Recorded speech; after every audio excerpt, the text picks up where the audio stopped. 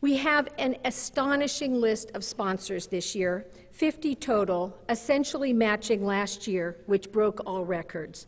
Accomplishing this again this year in this economy takes a lot of board leadership and a lot of generosity from all of you. We thank the board and our institutional members for their great interest and dedication to SID. Sponsors are listed in the conference booklet and in many places around the hotel, which show the rich and very diverse array of organizations that truly make SID the global town square of development. Our breadth and scope can also be seen in the sponsor exhibit tables. We have, again remarkable, 46 tables located throughout the areas we are using for the conference today, as well as a SID work group table staffed by work group co-chairs. Please enjoy visiting the tables at breaks. If you want to know how to get more involved with our work groups, please stop by that table. Again, many thanks to all our sponsors for their generosity. I will now share with you the list of sponsors at the leadership and benefactors level. Feel free to cheer or otherwise recognize your names as they are called out. Apt Associates. We can have even more enthusiasm if you want. AED. Chemonics International. Creative Associates. All right. International Resources Group. At the benefactor level, ACDI VOCA. American Institute for Research. ARD Tetra Tech. The Bill and Melinda Gates Foundation. Booz Allen Hamilton. Community Housing Foundation International, CHF. Development Alternatives, Inc., DAI. Emerging Markets Group. IREX. The Louis Berger Group. Nathan Associates. RTI International.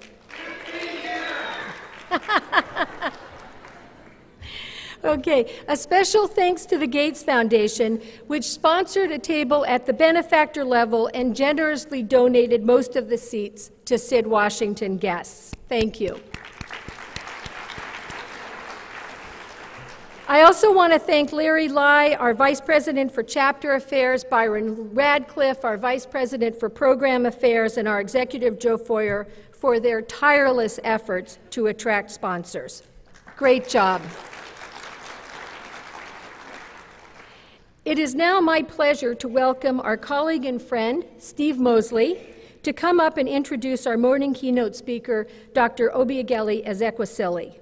Steve's leadership as president and CEO of AED and as a past president of SID Washington twice, and current treasurer of SID International is exemplary. We are grateful and inspired by his huge footprint at SID and beyond. Without further ado, Steve Moseley. And after all those applause for everyone else, doesn't Betsy Basson deserve a great round of applause? Thank you, Betsy, for your wonderful, wonderful leadership. I suspect somebody else will make you another president another time as well. Thank you very much. I have the great honor and pleasure this morning of being able to introduce our keynote speaker, Obiageli Ezekwesili. And she, as you know, is the Director of Africa Programs at the World Bank.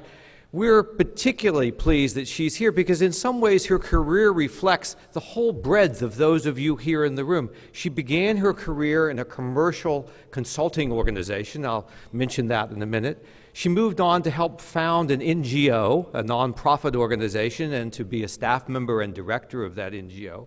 Moved on into ministerial affairs with the Nigerian government, and is now here in multilateral affairs and high-level policy. She also transcends across the fields of interest to many of you, from the levels of accountability to transparency to national policy making to international policy making. Together, in many respects, her career is our career together, and so we're especially pleased that she's with us this morning. I have the chance, though, to give you a little bit more background. There is some background in your formal booklet, but let me summarize some of the critical positions that she's held and the background to her speech this morning. She's a Nigerian national, was appointed by Vice President for the Africa region at the World Bank in 2007, Dr. Ngozi Okonjo-Iweala, who was the Managing Director of the World Bank, to whom Sid Washington actually gave its award last year. And we're so pleased that he has nominated her and made her the Director of African region at the World Bank. That's not a small job. It oversees more than 1,500 staff now, responsible for delivery of projects and economic sectoral work in 47 sub-Saharan African countries. In fiscal year 2008 alone, $5.7 billion was committed in new project lending and technical assistance to Africa under her leadership, in addition to her oversight of more than 100 analytic studies. Now, she's known to some people, and I read, according to one of my colleagues in a lookup on Google, that while not everyone pronounces her name correctly, and perhaps I have, she goes by Obi as well, and she doesn't mind having her name mispronounced. So we'll call her Obi on occasion this morning. That's an informal approach to the formal speaker. I apologize. She joined the bank from her most recent position, formerly as Minister of Education under the Obasanjo government, during a period of the great transition of that great country into democracy. Her leadership in education reformed the targets of education to embrace all of the education for all targets and the Millennium Development Goals. Prior thereto, she also served as the Minister of Solid Minerals from 2005 to 2006, where she was in charge of establishing the Nigerian Mining Office and the opening of the sector to private participation. She's also served as the chairperson of the Nigerian Extractive Industries Transparency Initiative beginning in 2004 and led its voluntary sign-on to the energy independence ethics formalities on the world stage. Prior thereto, she was a chartered consultant and worked for Deloitte Touche, before then joining and helping to found the African chapter of Transparency International, which she then went on to lead for several years. This is an extraordinary background, preceded only by an extraordinary education. In addition to her chartered accountant certificate, she holds a master's in international law and diplomacy from the University of Lagos, a master's in public policy and administration from Harvard University's Kennedy School of Government, and a bachelor's degree from the University of Nigeria. And like all great women professionals, as Betsy announced and introduced her daughters today, this woman has found time to have 3 sons and a husband and to carry on family life in the face of leading now the African region of the World Bank and so many other affairs. Welcome very much to be our keynote speaker this morning. Thank you indeed for being here. We are honored.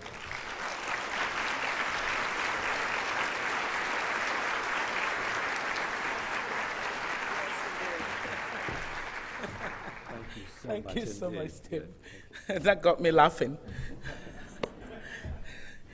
Thank you so very much for inviting me to this event. And I really do want to thank Steve for the very generous introductions. I always like gatherings where people go outside of their frontiers to really discuss how we can make the world a better place. It's often the case that we're also caught up in our individual lives and our pursuit of happiness, that it's sometimes difficult to remember that there must be a purpose beyond ourselves while we find ourselves here on earth. And so I do really want to thank your organization for the work that you do in focusing issues that should be of importance to everyone, wheresoever they may be.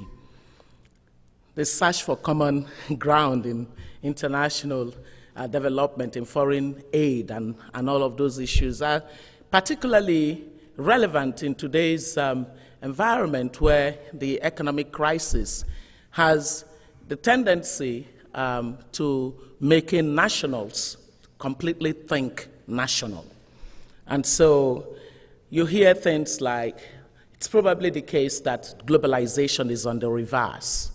And people sort of saying, why should we bother about other nations when we are in trouble ourselves? And so the whole proclivity for inward looking couldn't have been more than at a time like this. So institutions, organizations like yours, gathering people and discussing, and really taking these issues frontally, not shying away from the facts, because the facts really are that countries are bleeding at this time. Even the greatest of countries, yours, bleeding. So what do we do when situations are like that? You call somebody like Moseley to come to talk to you on why you must continue to support international development even though you are bleeding. I'll try. I will try. I will try by focusing on the fact that Africa is the last frontier that we have for development. The reality of the African continent is that it has struggled with development for so long that sometimes people get fatigued and say, maybe it's never going to happen. Well, I am an eternal optimist, in fact, a congenital optimist. And therefore, I know that it will happen. And I know that it was already beginning to show signs that it would ultimately happen. And then comes the financial crisis, which has now morphed into an economic crisis and thereby taking Africa along with it. For whilst it remained a financial crisis, Africa was relatively spared from it, being least integrated into the global financial system. But immediately, it went beyond the financial crisis and attacked the real sector of great economies. Invariably, it touched Africa, showing that Africa is definitely a part of the rest of the world and that it is a player in global trade. And so Africa has been affected. Let me try to read a bit of my notes. Until 2008, African countries had been experiencing for the first time in 2 decades sustained economic growth equal to that of developing countries all round, except, of course, China and India, which were growing in higher levels, at higher levels. Poverty levels were generally coming on the decline, and many human development indicators, notably education, something that I'm passionate about, was improving, and the prevalence of HIV and AIDS was falling. The percentage of Africans living on $1.25 a day or less dropped from 59% to 51% over that same decade to up until 2005. This is now being threatened. In fact, the impact of the crisis is likely to result not just in people getting poorer or feeling poorer in some cases, but it's likely to result in political, social, and indeed human crisis in the case of Africa. Even more threatened is the significant progress that Africa had made in changing the perception of the world in the way that it was often discussed. It used to be the case that Africa was mentioned whenever you talked about famine, talked about conflict, talked about corruption, or talked about disintegration. We began to see titles on cover pages or at events that said, Africa's emergence as a vital strategic interest. And then we began to see, this was at the World Economic Forum, where some 5 years or thereabout ago, this was the caption of one of the plenary events.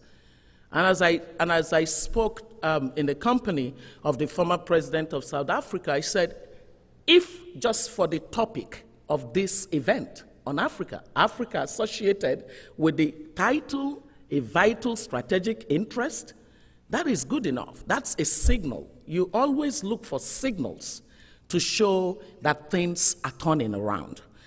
And following that, we saw captions in all kinds of magazines said, what's right about Africa?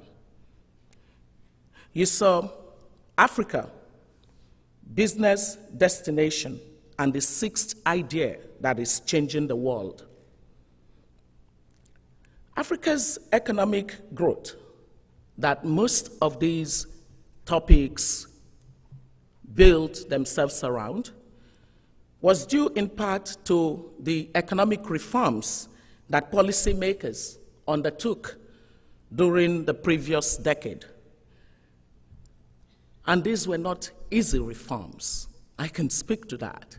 In my respective functions while in government for 6.5 years, I was a member of the economic team of President Obasanjo, and at the same time as Nigeria was embarking on its reforms, many other African countries were embarking on different reforms. The first thing that the continent had to deal with was to really lay the conditions that macroeconomic stability is fundamental for economic growth. And so many of the countries stopped running up lousy deficits and creating inflations and distortionary exchange management regimes that made it impossible for business to have predictable and certainty to a relative level in order to do business. So difficult reforms were embarked upon, and what we see today is that we risk a reversal of all those gains of many painful years of policymakers exercising the greatest restraint to economic management. Africa, over that decade, embraced the concept of the private sector being the engine for growth, being the driver of economy, and reformed their investment environment and began to attract the interest of some of the companies that may be the sponsors of this event. Did they go far enough? They tried. They were already on it. They were on target to deliver a lot of new sectors of opportunities from all over the world. I can relate to what happened in the telecommunications sector. In my own particular country, until the reforms of the telecom sector happened, Nigerians were doomed to 500,000 fixed telephone lines, a population of 150 million people, 500,000 fixed telephone lines. And then it embarked on very important telecom sector reforms, supported by institutions like the one that I am working in, the World Bank, to embrace the policies to make that sector relevant. And pronto, the private sector came. 5 years after, Nigeria has over 60 million telephone lines. That's it. That's how growth happens. And many of the countries on the continent embraced the spirit that they needed the right policies and the private sector would see the incentive to turn up and do business in Africa, because frankly, there's not too much that is different about Africa and the rest of the world. It's a matter of catching on to these principles at the appropriate time and carrying them on. Even though Africa is the least integrated, as I said, with the global economy and thus among the last to be affected by the crisis, what we see based on analysis is that it might in fact be the worst hit by the global economic crisis. There are a couple of channels through which the crisis has been transmitted into Africa. First, private capital flows. There was a time when Africa was not considered an investment destination other than purely for investment in oil and minerals and natural resources endowment sector, which are purely enclave economies and come with them loads of opportunities for corruption, and so did not provide the transparent environment within which citizens could participate in the business of development. But by 2007, private flows into Africa had surged to 53 billion, and for the first time was in fact exceeding the flows of foreign aid to the continent. Now this is declining. Countries like Ghana and Kenya had to postpone their sovereign bond offerings worth over $800 million as a result of the crisis. And this kind of postponement delays investment in necessary infrastructure. Infrastructure is an important tool, important factor for economic growth.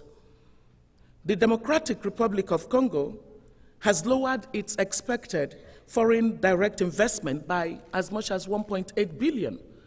For countries like these are significant sums. These flows were financing much needed infrastructure and some of it commodity-based investments. More importantly, the surge in capital inflows had raised expectations that African economies had turned the corner, only to have these expectations deflated for reasons that are not remotely the cause of Africans. These countries just did not know when this hit them. And it was so obvious because when I participated at the African Union meeting in Addis Ababa earlier this year, each of the presidents that spoke said, "Why are we paying a price for this? We did not cause this situation. Who is going to pay the price for making us reverse?" We were going forward. You could see a palpable sense of anger in the room that they were going to pay for something that they did not create. So it's not just citizens that feel bad about this situation. It is also leaders in countries that feel that all of this was not created out of their own rascality or their irresponsibility. And that should also factor into the way we look at the issues of international development. It goes beyond the borders of each of the countries. Remittances. Remittances had peaked to levels of about $20 billion a year by 2008. Now they are expected to decline by as much as 4.4% this year. Typically, remittances are counter-cyclical, meaning that when your family is going through a hard time, then you send money because you're okay. You put in money to enable them deal with a hard time. But today, the one who was looked up to bring the money needs to be given some remittances themselves. Most of Africa's remittances goes towards social protection. So we do not have many of the countries with well-organized and well-targeted social safety net programs, but because they have a family, either in the United States or somewhere in Europe or the Middle East, they can be guaranteed of a remittance that would come on a monthly basis. Now, those same families are losing their jobs in these countries. Therefore, there's a drying up of remittances. Over 77% of Africa's remittances come from the US and Western Europe. So you can imagine what the situation is like for many families in the villages today on the continent. The third one is the rapid decline in commodity prices. Although a benefit to Africa's oil importers, in other words, there are countries in Africa that were suffering as a result of the ratcheting up of oil prices once upon a time in the distant past, as it seems now. But many of the African countries were also oil-producing countries, and there's been a major decline in export and government revenues in many commodity exporters. Even those oil exporters who saved their windfall oil revenues in 2008, countries like Angola, Gabon, and Nigeria, used reference prices for their budgets of about 57% at a time when oil price was about $140. They're all suffering because their non-oil sector is both very small and highly dependent on government expenditure. Angola's GDP is expected to decline by as much as 23% in nominal terms. That's significant. This is a country with the highest Gini coefficient, showing incredible levels of poverty in spite of being an oil exporting country. The net result is that Africa's GDP will grow at about just 1.7% in 2009. Now that's really, really terrible because average population growth is about 3.3%. So it's in a negative again, quite again. While this is higher than the zero or negative growth being forecast in Japan or the United States or Europe, a 2 to 3% drop in growth could have devastating consequences for a low-income region like Africa. Before this situation happened, our estimate for Africa's growth this year was supposed to be 6.4%. What a crash. Too significant to be missed. The global economic crisis, therefore, in Africa, could lead to a human crisis, as I said earlier. If Africa experiences a growth deceleration, as happened in the past, we estimate that an additional 700,000 infants will actually not be here to celebrate their first birthday. Therefore, it is time for urgent action by Africa's development partners. And as more governments seek scaled-up technical and financial support to stimulate growth and therefore avoid the human toll that is possible, it is important that friends of Africa, such as yourselves, understand that beyond the discussions that happen in terms of how to stimulate OECD economies, it is important to focus the attention of policymakers on continents outside of their normal sphere of influence in politics. Responding to the potential triple threat of an economic, political, and human crisis in Africa, the G20 leaders earlier this month recommitted to honoring their existing aid commitments, notwithstanding their own domestic pressures in the face of the current financial crisis. For us, while these recommitments are important and welcome first steps, they must not be the only steps taken, because we have had a recommitment to commitments for so long concerning the Gleneagles pledge. Today, when world leaders meet and recommit to already made commitments, people have a tendency to say, we want action.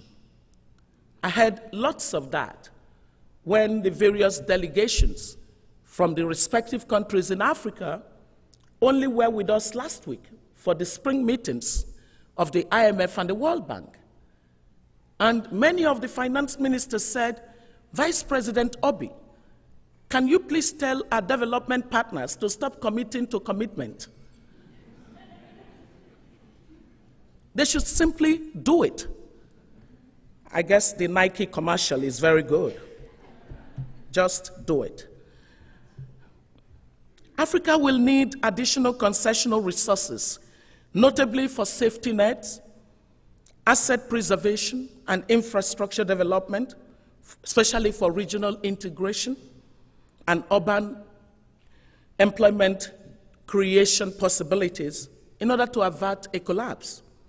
The next G20 summit, ladies and gentlemen, using every influence that you may have over that summit, should be an opportunity for a true development summit.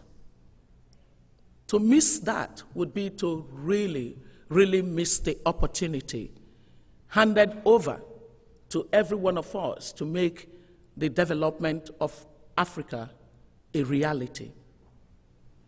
How is the World Bank responding to all of this? The bank's response to the crisis is primarily focused on three thematic issues. First, protecting the most vulnerable against the fallout of the crisis. Two, maintaining long-term infrastructure investment programs. And three, sustaining the potential for private sector-led economic growth and employment creation, particularly through small and medium-scale enterprises and microfinance. Our support is primarily being channeled through three operational platforms. Our basic IDA. IDA, the International Development Association, that's the fund through which 39 countries in Africa benefit from the contributions of countries like the United States and other Part 1 countries. And for 2007, or rather 2008, we were able to raise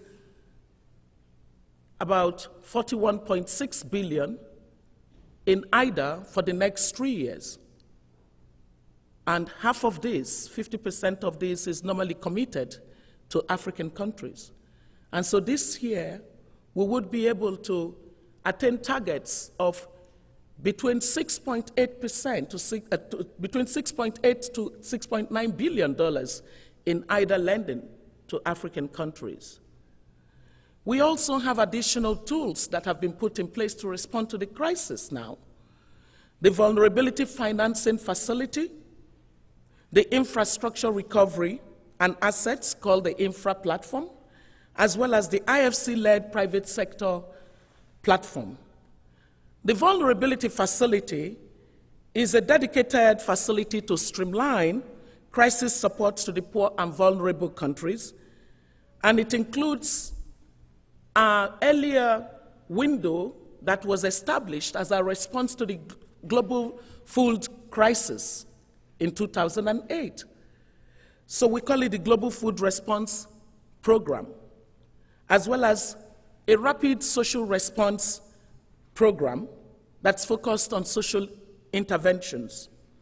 As you probably may know, or may not know, more than 1.18 billion benefiting 36 countries was provided under the Global Food Response Program to help developing countries cushion the impact of the high food prices that we witnessed last year.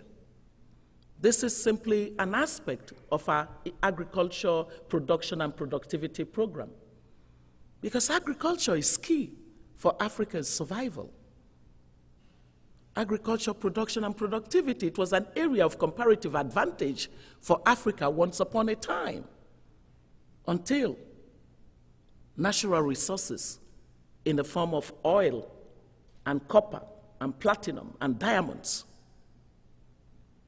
became not the blessing that many people assume that they should be, but for many citizens that we interact with, wondering whether it is indeed a case to be naturally rich in the way that their countries often are. Agriculture, a call to agriculture is important again. We at the World Bank doubled our lending to agriculture this year from lower levels of 430 million. We are closing this year at about 1.5 billion of lending in agriculture as a signal that Africa needs to focus on important areas of food security and also the opportunities for global and for regional trade through agriculture beyond their borders. Second, the infra, a global platform to ramp up infrastructure investment. We aim to help stabilize existing infrastructure assets, ensure delivery of projects that remain government priorities, support public-private partnerships in infrastructure, and support new project development and implementation. We estimate that by simply bringing Africa's infrastructure to the level of the infrastructure in Mauritius, one of the well-performing African countries, small island of paradise that's hardly ever remembered, but has done the right kinds of things, taken the right policy measures, and therefore a middle-income country. If we took the rest of Africa's infrastructure to a similar level of that of Mauritius, we will increase Africa's productivity by as much as 40%. And Africa's GDP will grow by an additional 2%. Now, this is significant. So investment in infrastructure and ensuring that during this period of crisis, we do not stop will mean that our infra platform will be complemented by our sister organization, the International Finance Corporation's recent infrastructure crisis facility. This was developed to bridge the gap in available financing for viable private sector-led or private-funded or public-private partnership infrastructure projects in emerging markets that are facing financial distress as a result of the financial crisis. IFC will provide up to $300 million to the infrastructure crisis facility for the proposed equity fund, with other sources so far bringing in a total of $2.4 billion. So the leveraging effect of every platform that we organize is most relevant. This will provide financing of between 6 to 8 billion over a period of 3 years to help sustain and to grow new infrastructure prospects for Africa.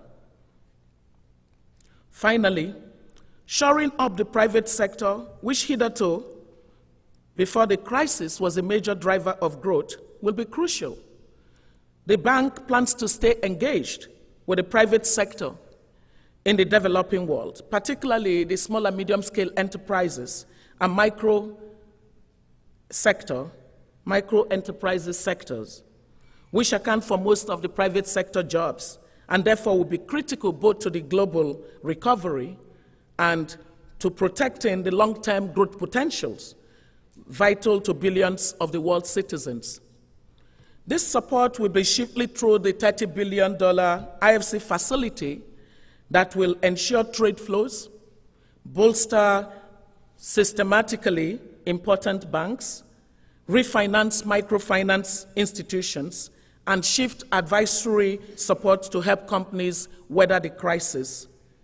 In sum, addressing the impact of the crisis on Africa will require that donor commitments to the continent be honored. Nevertheless, development assistance in of itself cannot be the panacea for Africa's development. For the reality is that no matter the amount of money that we at the World Bank are able to provide to the continent, the larger resources for development are those generated by the continent. And so an emphasis on how the continent can better deploy its own resources for the maximum outcomes is an aspect of the support we at the World Bank provide to the continent of Africa. Therefore, whatever resources the United States and other partners of Africa provide can merely act as catalysts for good deployment of the overall resources available to the continent. African governments must be able to leverage aid to foster reforms and make the difficult policy choices that they have shown a commitment in recent decades to, and which have therefore resulted in the sustained growth rates. For Africa has grown at an average of 5.7% per annum in the last decade, a significant improvement from what used to be negative growth rates. Finally, as friends of Africa, I urge you to remain Africa's strongest advocates and ambassadors. A lot of the times, Africa is seen on the news only for the conflict happening in some of the regions, some of the sub-regions of the continent. And yet many of you know that what you see on CNN does not often reflect the entire truth of Africa. It's amazing. Sometimes an event is happening in a very remote area of Africa, and immediately you say to your colleague, you're on your way to a country on the continent, he says, please take care of yourself, showing a clear lack of understanding that this is a continent of many countries. Or how many times have I met somebody who says to me, I have an African friend. You might know her. I urge you, please be the ambassadors for Africa. Let more people understand that this is a big continent. This is a continent of several countries, each unique in its respective ways, having its own beauty, having its own challenges that it struggles to avert, having its own leadership issues, having its political testiness, and all kinds of difficulties, and yet having an incredible, vibrant citizenship that really need to participate in global development. They can give as much as they can get. Before I close, let me take a few minutes to offer you a few ideas on how I believe we could continue to work on common ground for foreign aid. I say continue to work because we're already doing a lot together. Many of you that are here have all kinds of ways that you have impacted on development. When recently we were in Accra for the Accra Call to Agenda, the Accra Call to Action on Aid Effectiveness, at that time, given the magnitude of the global economic crisis on Africa, which was not seen then, it was said to be crucial that multilateral and bilateral aid agencies find innovative ways to channel appropriate support in expeditious and flexible manner. You have the USAID, you have the MCC, you have the PEPFAR, you have many other institutions, the OPIC, all kinds of institutions targeting support for international development. Then you are a key part of the World Bank. In fact, until last year, when you were overtaken by the United Kingdom, you were the largest, single largest contributor to the World Bank for IDA. You lost that position last year to the United Kingdom. Now, with all of that, bilateral, multilateral, how do you bring some coherence? I want to state clearly, the United States always does better when it acts multilaterally. I say this with every sense of being a recipient of the kind of support that your country tries to give. As a minister in government, it was most important for me not to have to meet 10 different people with 10 different reasons that they needed to provide support for me. It was better to have a common platform. So the choice of your topic is so appropriate. The transaction cost in weak environments, having to discuss different agendas, is incredible. It is too tasking for the strong-hearted, not to talk of in situations where you have very weak capacities. It is important that the US looks at the opportunities for multilateral action more than it does for bilateral and going it alone kind of principles. Second, it is important for all working on aid to remember that Africa should not be a charity case. It ought not to be. It's shown clearly that providing the right incentives to business, businesses do make plenty of money. As a matter of fact, I always challenged some of the people in the African private sector. I said to them, it is in your interest that many of your competitors don't discover Africa, isn't it? And they get uncomfortable. Because, frankly, if companies revealed to you the profits they make in spite of the risks that they take, but frankly, being somebody who enjoys the treatise by Theodore Roosevelt about the strenuous life, I think that's what it is about. It's about a life of effort that comes with the great reward of having toiled and strained. So Africa is simply an environment where a risk taker knows that they will get big reward. And many of them know that's happening, but they never reveal. When you ask a company operating in Africa, what do you expect them to say? They tell you it is so challenging. You might want to look toward elsewhere, because after all, having their own dominance in Africa is good for their business. That's why I call upon you, with no vested interest, to be the advocates for Africa. The opportunities are huge. Africa is not a charity case. Africa can give you good rewards. We should look at that opportunity in a way that we begin to campaign, that Africa be given more the space for greater trade and access to finance and foreign direct investments.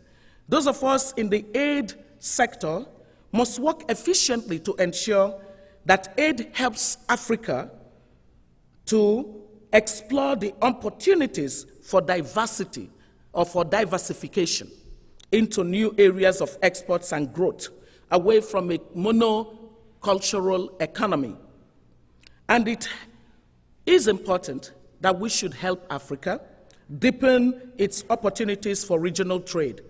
It makes it important for all of us to ensure that there is a successful conclusion of the Doha round, especially in the light of the spillover of the financial crisis to trade, a penchant toward protectionism, which would not be helpful for countries like Africa, and to work to help countries to refrain from the temptation that they currently have to reverse the market principles that latecomers to the very important issue of allowing the opportunity for creativity, but with a sense of responsibility on the part of government that the markets alone cannot rule themselves, govern themselves, and dictate to themselves. It is this balanced perspective that many of the African countries are wondering about. On the one hand, we have embraced the market principle, and then we see countries that embrace this principle not completely following the tenets of the principles. Where does that leave us? The important issue is we must invest in helping Africa have the capacity to regulate the market, and to regulate the market appropriately. And it would be a lesson for many of the other countries that had many lessons to teach Africa in the past. Third, aid should be used to leverage more resources, and those of us who work on development need to do more to help countries draw from untapped potentials including domestic sources of funding. They would include scaling up financing possibilities based on domestic savings, the use of local currency sovereign issues, and mechanisms that enable them to access relatively liquid domestic financial system while putting in place reforms in the pension sector, in contractual savings instruments, and the likes. We need to do a better job at ensuring that resources provided for development are not wasted or diverted by corrupt practices. This means paying more attention to governance, helping to expand voice and participation by citizens groups, helping civil society to deepen social accountability and to make aid more effective, helping to build capable states and the skills needed to run public sectors, and the provision of basic services to the poor. Above all, ensuring that many of the developed economies do not continue to remain sanctuaries of corruption by admitting of corrupt proceeds that leave many of the countries to which development aid is provided. It is important that we see issues of governance, issues of corruption, as having two sides to it, the demand side and the supply side of corruption, and that we need a total approach to dealing with the problems of corruption. Africa needs so much additional resources that would enable it avert the economic collapse and the humanitarian crisis possible. It is important that we should embrace the idea that it is going to take not just Africa's own resources, Africa's attraction of foreign direct investment, but it's also going to take the support through development assistance. A typical number to give you is that Africa would need to invest an additional 40 billion into infrastructure annually. 20 billion for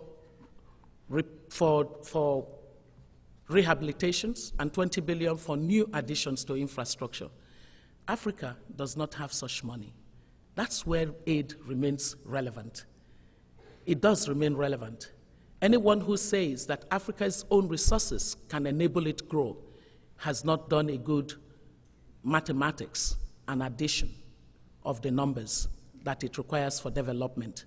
But what's important is that it be properly utilized and the right policies be made. And I think Africa has signaled that on the policy front, it wants to continue to walk the talk. For no country has, in the period of this economic crisis, decided to go in the reversal of policies that have so far worked for them.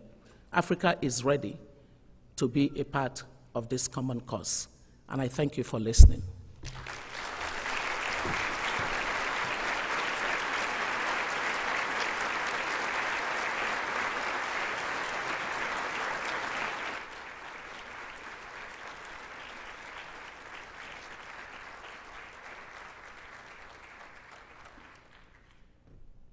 Dr. Moseley, thank you very much for laying the foundation for our conversation and our talk together during the balance of the day.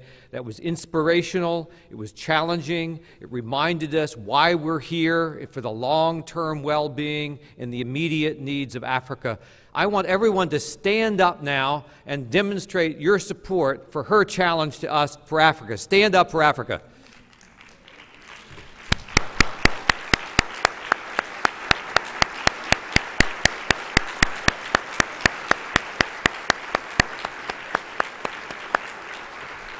And while I know where Botswana and Nigeria and Ghana and so forth are, and HBO is actually telling us all about Botswana every Sunday night, we know, though, that you're a friend of all of Africa.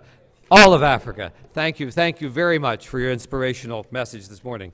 We are going to move very quickly. There's coffee outside, but we're going to move directly into the 4 breakout sessions. If you look at your little program here, you will see that there are 4 breakout panels.